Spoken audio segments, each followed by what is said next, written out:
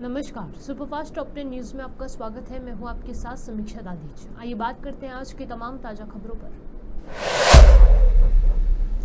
हिमाचल प्रदेश की मंडी से बीजेपी सांसद और फिल्म एक्ट्रेस कंगना रनौत के किसान आंदोलन वाले बयान ने न सिर्फ चुनावी राज्य हरियाणा बल्कि पूरे देश में खलबली मचा दी है और सांसद के बयान पर बवाल थमने का नाम नहीं ले रहा। विपक्ष कंगना रनौत पर लगातार हमलावर है। पहले राहुल गांधी ने और विपक्ष के कई दूसरे नेताओं ने बीजेपी को खरी खोटी सुनाई और अब सपा प्रमुख अखिलेश यादव ने कंगना के किसान आंदोलन वाले बयान को भाजपा की सोची समझी स्क्रिप्ट बताया। दिल्ली सरकार में मंत्री सौरभ भारद्वाज ने मंगलवार को एक बार फिर स्वास्थ्य सेवाओं सहित अलग अलग विभागों में बिगड़ी व्यवस्था को लेकर एलजी ने सक्सेना पर हमला बोला है। उन्होंने कहा कि दिल्ली में जब जब कोई बड़ा संकट आता है और हम कागजों के आधार पर कहते हैं कि इसके पीछे दोषी बीजेपी द्वारा नियुक्त एलजी है, तो उस पर राजनिवास से उल जुलूल बयान आता है। आज मैं एलजी कार्यालय की पोल आप लोगों के सामने खोलने जा रहा हूं और सबूतों के आधार पर खोलूंगा। एलजी कार्यालय को निमंत्रण दे रहा हूं कि इसका जवाब दीजिए। अभी तक क्या था, कोई ट्रांसफर पोस्टिंग ग्रुप ए की हो, साहब एनसीसीएस से नहीं है, मुख्यमंत्री नहीं है, हम क्या करें, हम पोस्टिंग देना चाहते हैं, हम दे नहीं पा रहे। इसी अगस्त के 2 ऑर्डर मैं आपके सामने लेके आया हूं। 16 अगस्त 2024 का ये ऑर्डर है पीडब्ल्यूडी विभाग का। ये देखिए 16 अगस्त पीडब्ल्यूडी विभाग जो सीधा सरकार के अधीन आता है उसका ऑर्डर है और इसके अंदर 7 ग्रुप ए ऑफिसर्स को पोस्टिंग दी है, ट्रांसफर नहीं किया। नए अफसर जो सीपीडब्ल्यूडी से आए हैं उनको पोस्टिंग दी है, जिसके बारे में अभी तक एलजी साहब कह रहे थे कि मेरे पास स्पेशलिस्ट तो आए हुए हैं, हम पोस्टिंग इसलिए नहीं दे पा रहे क्योंकि मुख्यमंत्री नहीं है। आप सोचिए किस स्तर की भावना इन लोगों के मन में है कि डॉक्टरों की, स्पेशलिस्ट की नियुक्ति नहीं कर रहे अस्पतालों में ताकि केजरीवाल जी को बदनाम कर सके और लोगों को परेशान कर सके। अब मेरे एलजी साहब से बहुत साधारण से 2 छोटी छोटी सवाल हैं, मैं उनसे रखना चाहता हूं। नंबर 1, यदि ट्रांसफर पोस्टिंग हो सकते थे और हो रहे हैं तो एलजी कार्यालय ने दिल्ली को गुमराह क्यों किया? डॉक्टरों को पोस्ट करने के अंदर एलजी साहब को एनसीसीएस से चाहिए और एससी को पोस्ट करने के लिए एलजी साहब को कुछ नहीं चाहिए। एलजी साहब दिल्ली वालों से माफी मांगे, उन्होंने दिल्ली को गुमराह किया। दूसरा, अगर एलजी साहब ये कहते हैं कि एलजी साहब जो कह रहे थे वो सही है, ये जो ट्रांसफर पोस्टिंग हुई ये गलत है, ये भी गुंजाइश हो सकती है, तो एलजी साहब आज ही अपनी आंखों के तारे पीडब्ल्यूडी के प्रिंसिपल सेक्रेटरी अनबरासू को सस्पेंड करें। कथनी और करनी को फर्क ना रखें, सस्पेंड करें उसको। दिखाएं दिल्ली वालों को कि इस अफसर ने ट्रांसफर पोस्टिंग गैर कानूनी ढंग से किए और एलजी साहब इस चीज पे नाराज हैं, एलजी साहब की इसमें कोई मिलीभगत नहीं है, इसलिए इस अफसर को सस्पेंड किया जाए। मैं आपको बता रहा हूं, ना एलजी साहब माफी मांगेंगे, ना एलजी साहब इस अफसर को सस्पेंड करेंगे, क्योंकि सिर्फ गुमराह करना, मैनिपुलेट करना, मिसलीड करना, झूठ बोलना। लोकसभा सत्र में मोदी सरकार के वक्फ संशोधन बिल पर जेडीयू ने सदन में खुलकर इस बिल का समर्थन किया था। सांसद ललन सिंह ने बिल पर अपनी बात रखते हुए विपक्ष को खूब लताड़ लगाई थी और वे मोदी सरकार के समर्थन में खुलकर आए भी थे। यानी उस समय तक जेडीयू का इस बिल को लेकर मोदी सरकार को पुरजोर समर्थन था, लेकिन अब लग रहा है कि जेडीयू ने इस पर यू टर्न ले लिया है। ऐसा हम इसलिए कह रहे हैं क्योंकि जेडीयू ने इस मामले में जेपीसी की बैठक में मुस्लिमों की चिंताओं को उठाने की बात कही। मध्य प्रदेश के छतरपुर में थाने पर पथराव के बाद फरार मुख्य आरोपी शहजाद अली को गिरफ्तार कर लिया गया है। पुलिस ने मंगलवार को उसे छतरपुर में ट्रैफिक पुलिस थाने के पास दबोचा। 6 दिन पहले तक करोड़ों की हवेली और महंगी कारों का मालिक रहा शहजाद अली एक ई रिक्शा में जाते हुए पकड़ा गया।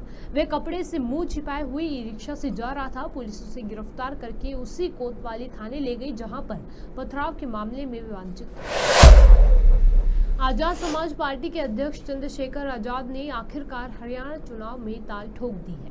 दुष्यंत चौटाला की जेजेपी से हाथ मिलाकर चुनाव लड़ने की हुकार भर दी है। हरियाणा में 70 सीट पर दुष्यंत तो 20 सीट पर चंद्रशेखर की पार्टी चुनाव लड़ेगी। इस बड़े ऐलान पर चंद्रशेखर आजाद ने क्या कुछ कहा, देखिए इस वीडियो। ये घोषणा तो आज की है, लेकिन इस पे पहल लंबे समय से चल रही है और जो जिन महान पुरुषों के बारे में, उनकी दोस्ती के बारे में, उनके संयुक्त संघर्ष के बारे में और उसके परिणाम के रूप में जो आज हम लोग बैठे हैं, मैं अपने महान पुरुषों को नमन करते हुए आज उन दोनों महान नेताओं का भी जिक्र करता हूं, मान्यवर काशीराम साहब और चौधरी देवीलाल जी। मेरा ये भी मानना है कि किसान कमेरों को अपनी लड़ाई अभी तक अपने आप ही लड़नी पड़ी है, दूसरे लोगों ने सिर्फ उनका यूज किया। वो वादे तो हमसे बहुत करते हैं, लेकिन बाद में उन वादों में सच्चाई कुछ नहीं होती, क्योंकि भाई ने कहा कि हम 36 के हैं। 36 से कहने का मतलब है कि हम सेम एज के हैं, हम एक ही एज में हैं और लंबे समय तक अब सेवा करने के लिए किसान कमेरों की इस आंदोलन में उतरे हैं। मेरा ये भरोसा है, जब मेरी इनसे बात हुई तो मैंने महसूस किया कि इनके दिल में इच्छा है कि हरियाणा को आगे बढ़ना चाहिए और मेरे दिल में इच्छा है कि हरियाणा को आगे भी बढ़ना चाहिए। हरियाणा की जो पहचान है, जिस तरह से इस बार भी दुनिया में देश का नाम हरियाणा ने बचाने का काम किया, वो हरियाणा और शक्तिशाली होना चाहिए। हम लंबे समय से हरियाणा में काम कर रहे हैं। भीम आर्मी आजाद समाज पार्टी के माध्यम से हमारे नेताओं ने वहां संघर्ष करके संगठन बना के उसको सींचने का काम किया है। अब 1 और 1 11 हो गए हैं। शक्ति मिलकर जो है एक नया निर्माण करेगी। मैंने इनसे ये भी अपील की थी कि जो भी हमारे जैसे साथी हों, जो चाहते हों कि किसान कमेरे, नौजवान, महिलाओं के सशक्तिकरण की आवाज आगे बढ़े, उनको भी अपने आप साथ में आप जोड़ लो। मेरा भरोसा है कि आने वाले कुछ दिनों में कुछ नई ताकतें भी, नए ऐसे साथी भी आपको हमारे साथ देखने को मिलेंगे, जो चाहते हैं कि हरियाणा मिलके इसी आइडियोलॉजी पे आगे बढ़े कि किसान किस कमेरे की बात मजबूत। पुरानी चीजों के लिए मैं अपने महान नेताओं का धन्यवाद करता हूं और मेरा विश्वास है कि अब हम इस लड़ाई को तेजी से आगे बढ़ाएंगे और इस ताकत को बनाने में कामयाब हैं। आप सब लोग यहां उपस्थित हैं। जननायक जनता पार्टी का पूरा परिवार, उनके सम्मानित नेता, पूर्व सीएम, पूर्व डिप्टी सीएम और भावी सीएम जो है हमारे बीच में है। साथ साथ आजाद समाज पार्टी, भीम आर्मी का परिवार है। ये दोनों परिवार एकजुट होकर मैं संदेश अपने साथियों को देना चाहता हूं, आज से ही कमर कसें और हरियाणा में एक नया इनकलाब खड़ा करें, ऐसा मेरा विश्वास है। और बाकी चीजों को हम धरातल पर संघर्ष करके उतारें। ये परिवार किसानों का सबसे बड़ा हितैषी रहा। रही बात, मैं आज भी किसानों के समर्थन में खड़ा हूं और हमेशा किसान कमेरे के समर्थन में खड़ा रहा। हम तो पहलवान बेटियों के समर्थन में बड़ी ताकत से खड़े हुए और किस तरह का जुल्म पहलवान बेटियों को सहना पड़ा ये भी आपने देखा। तो मैं फिर आपसे कह रहा हूं, अब ये आपके सामने है और जहां तक मैं समझता हूं इन्होंने विरोध भी नहीं किया। चुनाव अब आया है, लेकिन उससे पहले भी कई बार मैंने महसूस किया कि, और मैंने उनको सुना भी, उन्होंने कहा कि मैं पुरानी गलतियां अब दोहराने के मूड में नहीं। मैं क्या कह रहा हूं, पुरानी गलतियां कि जो पुराने रूप से राजनीतिक जो भी कुछ हुआ होगा उसको दोहराने के मूड में नहीं। मैं आपको विश्वास दिला कहता हूं, हम विचारधारा पर आधारित लोग हैं। किसान कमेरे की लड़ाई लड़ रहे हैं। हर वंचित वर्ग को हाशिए से उठा के ऊपर लाने में जो भी हमारा योगदान है हम उसके लिए काम कर रहे हैं। हम पूंजीपतियों के हितैषी नहीं है, गरीब के हितैषी हैं और हम विचारधारा के आधार पर इस लड़ाई को आगे बढ़ाएंगे। अभी तो दोस्ती हुई है, ये दोस्ती किस तरह का रंग जमाएगी आप देखना। हमारे लोगों को, कुणाल भाई, हमारे लोगों को हमारे ऊपर भरोसा है, उस भरोसे को हम बना के रखेंगे और ये ताकत जो है आप देखना नया निर्माण करेंगे। नए हरियाणा का निर्माण जो सपनों, महान पुरुषों के सपने का होगा और राष्ट्र निर्माण में भी योगदान देगी। और मैं स्पष्ट कर दूं, पुरानी गलतियों से मेरा आग्रह यह है, मैंने उनको सुना, वो स्पष्ट भी कर देंगे कि हम किसी भी कीमत पे वो पार्टी जिसने लंबे समय से नुकसान पहुंचाया किसानों को, उसको किसी भी कीमत पे फायदा नहीं होने देंगे। कई बार मीडिया के साथी मुझे कहते हैं कि आपकी भाषा हरियाणा से मिलती है। मैं जिस जिले से मेरा घर है सहारनपुर और हरियाणा वो सीमा मिलती है और हमारे लीडर्स लोग बैठे हैं। हमने हरियाणा में भी सैकड़ों आंदोलन किए, बड़े बड़े आंदोलन। और आपको याद होगा जब दिल्ली में गुरु घर टूटा था सतगुरु रविदास जी महाराज का, तो सबसे ज्यादा जो बच्चे अरेस्ट हुए थे वो 55 बच्चे हरियाणा से ही थे हमारे संगठन के, जिन्होंने दिन रात मेहनत की। इन्होंने एक घोषणा की थी, मेरे आज भी याद है, उस गुरु घर के टूटने के बाद कि हम 5 बीघे में गुरु घर बनाएंगे।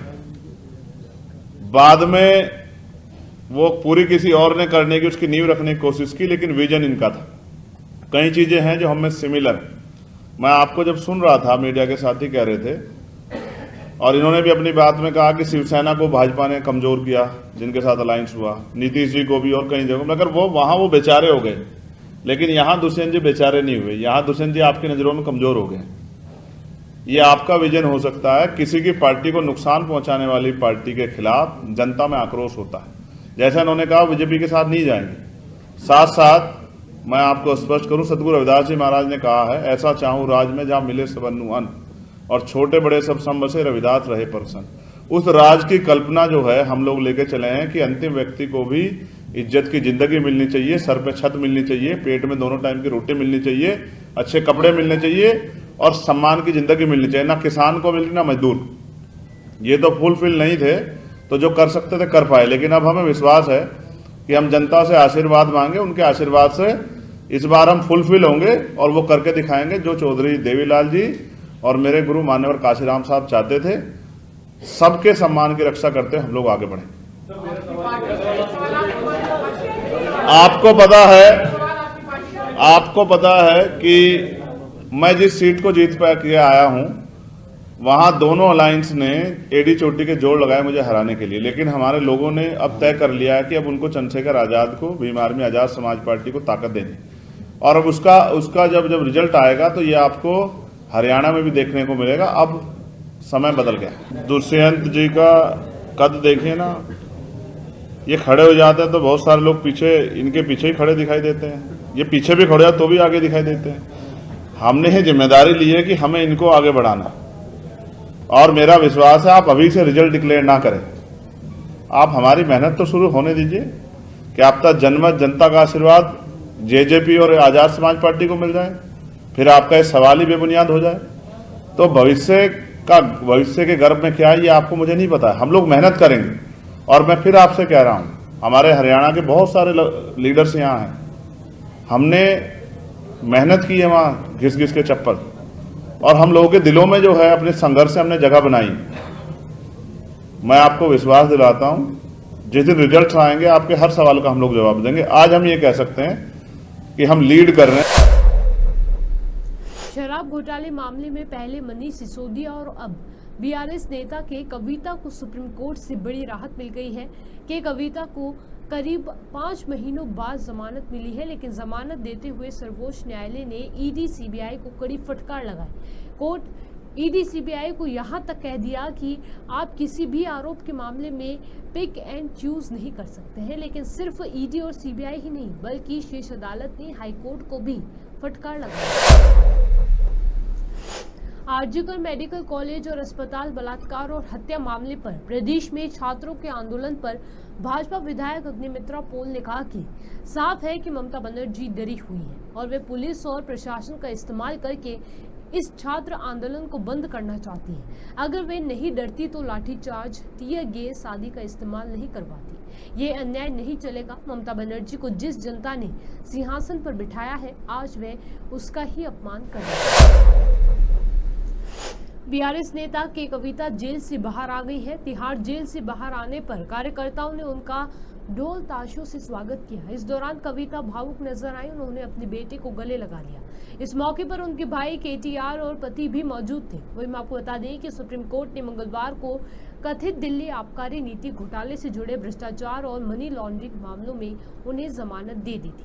बीआरएस नेता के कविता ने तिहाड़ जेल से बाहर निकलते ही पार्टी कार्यकर्ताओं को भी संबोधित किया। जन सुराज संयोजक प्रशांत किशोर ने एक प्रेस वार्ता के दौरान जन सुराज अभियान को चलाने के लिए फंडिंग से आ रहे सवाल का जवाब देते हुए कहा कि फंडिंग वहां से आ रहा है जिसको हमने पिछले 10 सालों में मदद की है, आगे बढ़ाने में कंधा लगाया। मेरे भाई, पिछले 2 बरस से आप लोग पूछते थके नहीं।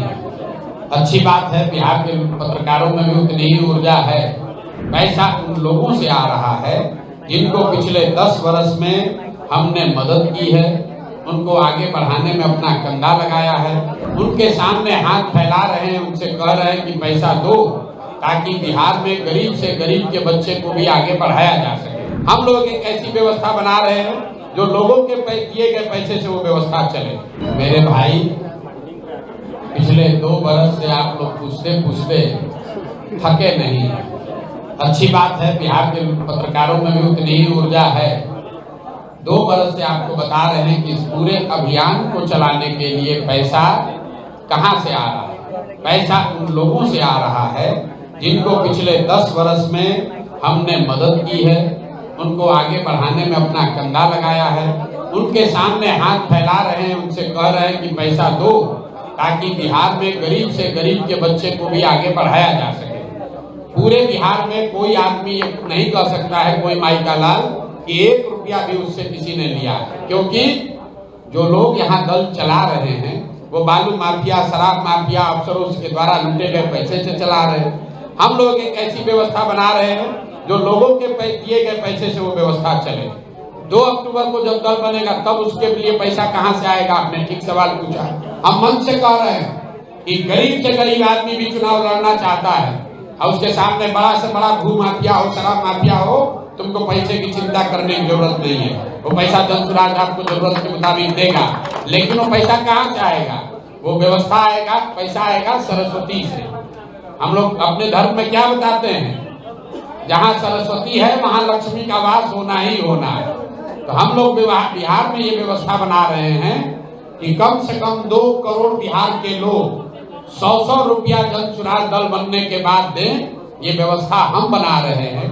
जैसे 2011-12 से पहले आपको नहीं मालूम था कि सोशल मीडिया भी कोई ऐसा हथियार है जिससे राजनीति पर प्रभाव डाला जा सकता है। उसी तरीके से डिसेंट्रलाइज डोनेशन की व्यवस्था आप देखिएगा।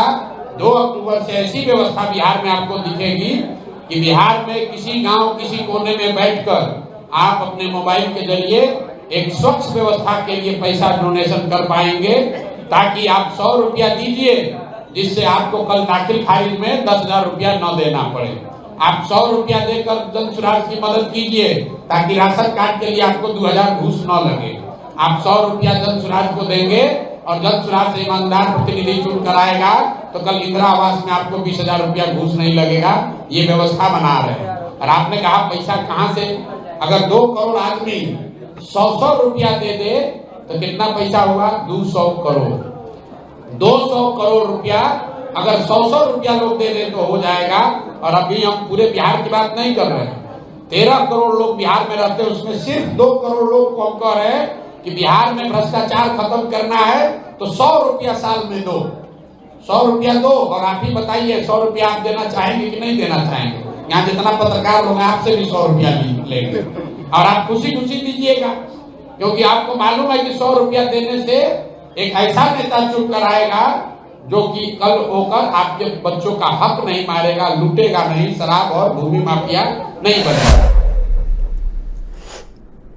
इजराइल हमास के बीच करीब 11 महीने से चल रही जंग के बीच अब सऊदी अरब और इजराइल में ठन गई है। दरअसल इजराइल के राष्ट्रीय सुरक्षा मंत्री इतामार बेन गोवेन ने ये कहकर इस्लामिक देशों में गुस्सा पैदा कर दिया है कि अगर मुमकिन होता तो वो पूर्वी यरूशलेम में अल अक्सा मस्जिद परिसर में एक यहूदी प्रार्थना घर का निर्माण करवाते। सऊदी अरब ने इजरायली मंत्री के इस बयान की घोर निंदा की है। इजराइल के कट्टरपंथी सुरक्षा मंत्री इतामार बेन गोवेन ने यहूदियों को यरूशलेम में अल अक्सा मस्जिद में प्रार्थना करने की अनुमति देने का भी आह्वान किया है। इससे इस्लामिक देशों खासकर सऊदी अरब और इजराइल के बीच तनाव बढ़ गया है। वहीं मैं आपको बता दें कि पिछले दिनों इजरायली मंत्री इतामार बेन गोवेन सैकड़ों लोगों के साथ मस्जिद ए अक्सा के करीब पहुंच गए थे। सुपरफास्ट टॉप 10 न्यूज में आज के लिए सिर्फ इतना ही। देश और विदेश की तमाम बड़ी खबरों से जुड़े रहने के लिए देखते रहिए पॉपुलर टीवी। धन्यवाद।